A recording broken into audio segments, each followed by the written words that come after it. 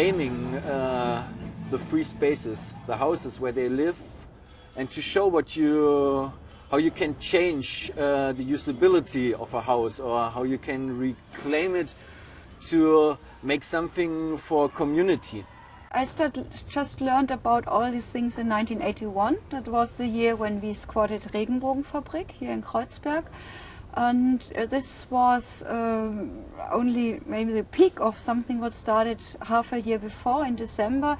In 1980 we had many squats in Kreuzberg, and in these days maybe 20 flats had been squatted, and then they tried another house, and it was the first time they evicted, and there had been a huge demonstration. Very many people went to the jail, and since then it was an attention to that. The public said, oh, there's really something happening, and people went into that movement. And when we talk about maybe 20 houses in 1980 in December, we had been in March 81 the 114th house.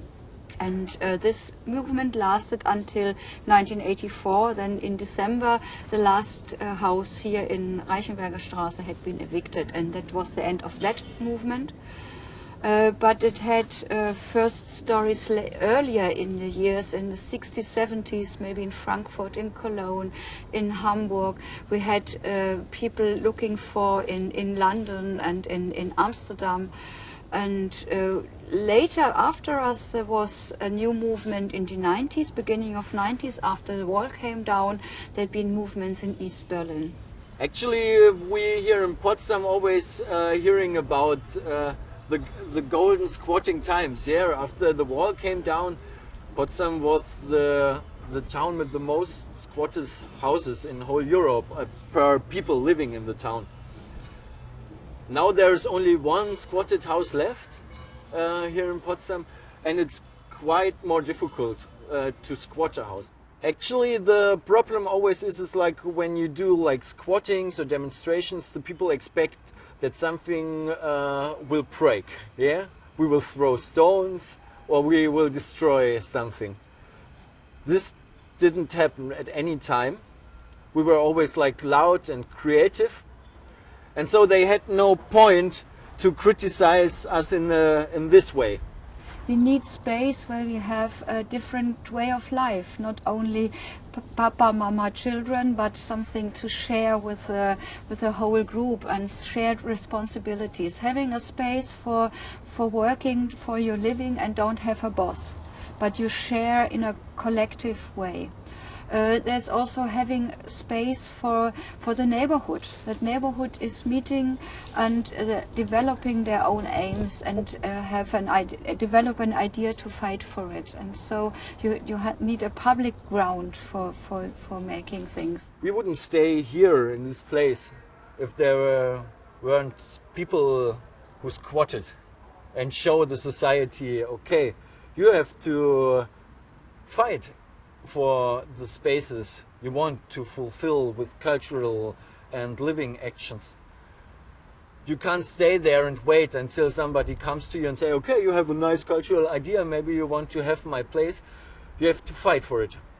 So squatting is always like giving a push to the movement of alternative discourses.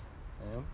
So squatting is a really important thing in making a new discourse in society. Du bist mein ganzes Leben, darum schrieb ich dir ein Lied. Ein Lied mit 3 Akkorden, rebellische Musik. Du bist für mich die Sterne, die Sonne und der Mond. Der Wald und auch die Bäume, die Reichkanzler auf Mond. Und darum hab ich dir für Leben gekauft. Oh, ich möchte damit sagen, dass ich dich liebe. Eine Liebe mit der Liebe und nicht ein. Eine Liebe, Liebe, Rot oder Wein. Liebe,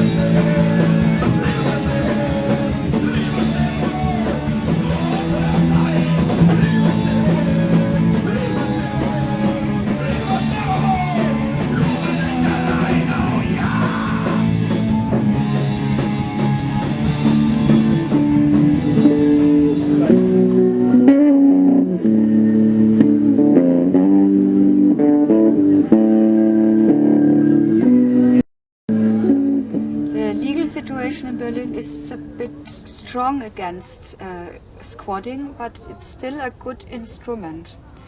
A good example is now an address called Stille Straße that is in Pankow in the north of Berlin.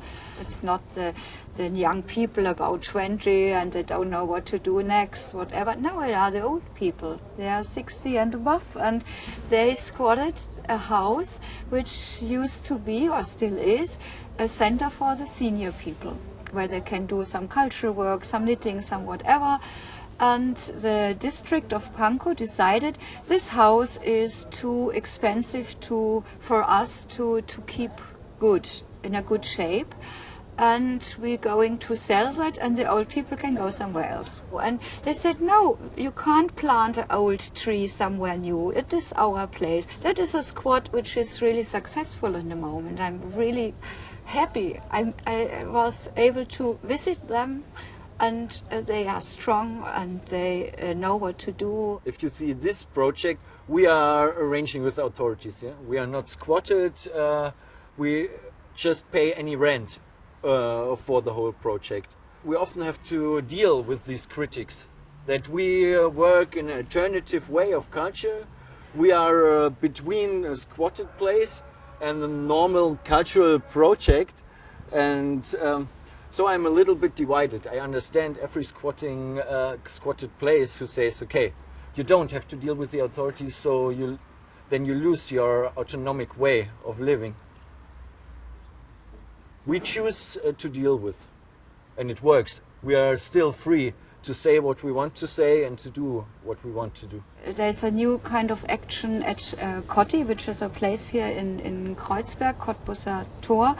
And the very good thing what I see now is that it's a new focus on this fight for our right to the city.